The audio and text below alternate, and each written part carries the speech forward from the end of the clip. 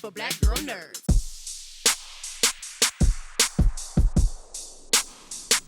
Thank you. It's a pleasure to be with both of you today. Your characters were both very, very impactful for me for different reasons.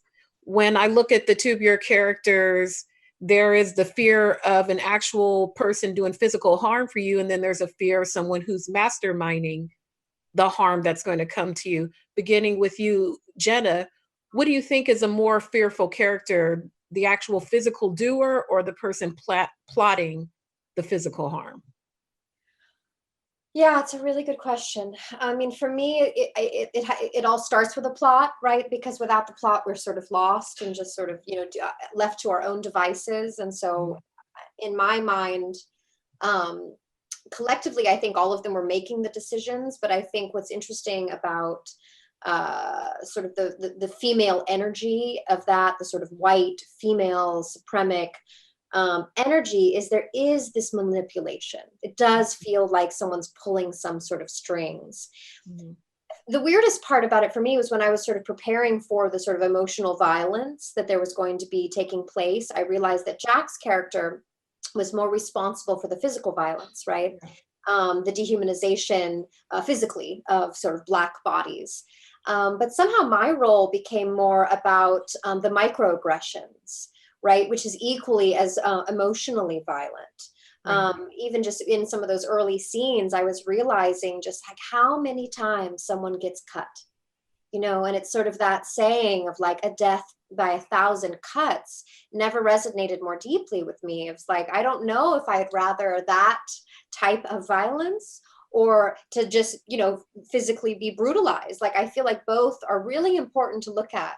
And both are really important to have on the table. And we don't necessarily set them side by side. So I wanted to make sure that there was enough reality in that sort of emotional violence, Definitely.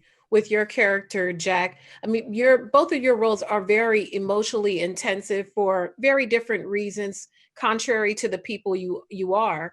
How do you take stock to make sure that you are okay when you conclude filming such dramatic scenes?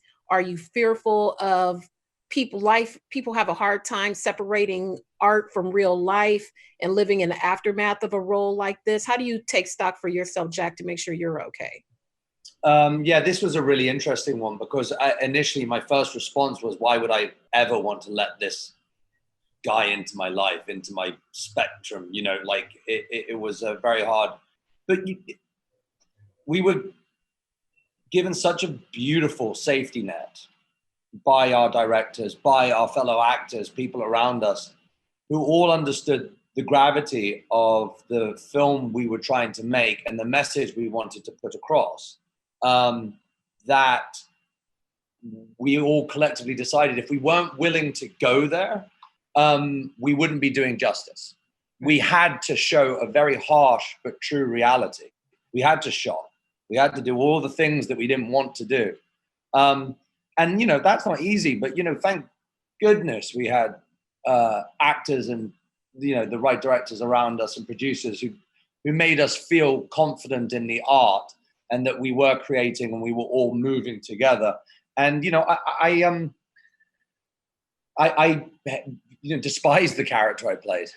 Quite literally, he was grotesque to me. But, that's the way he felt about everybody else. So I channeled that feeling that I felt towards him and I just pushed it out. And I very luckily didn't take him home with me. I left him on that plantation, which was there was a very interesting, we were shooting on a real plantation. We were surrounded by the ghosts of history, and not just history, but present day, because, the past is never dead. It's not even past, as William Faulkner said.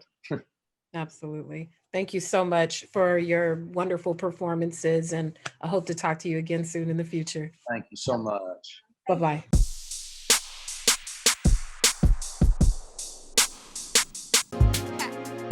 Better shake your booties for Black girl nerds. Better shake your booties for Black girl nerds.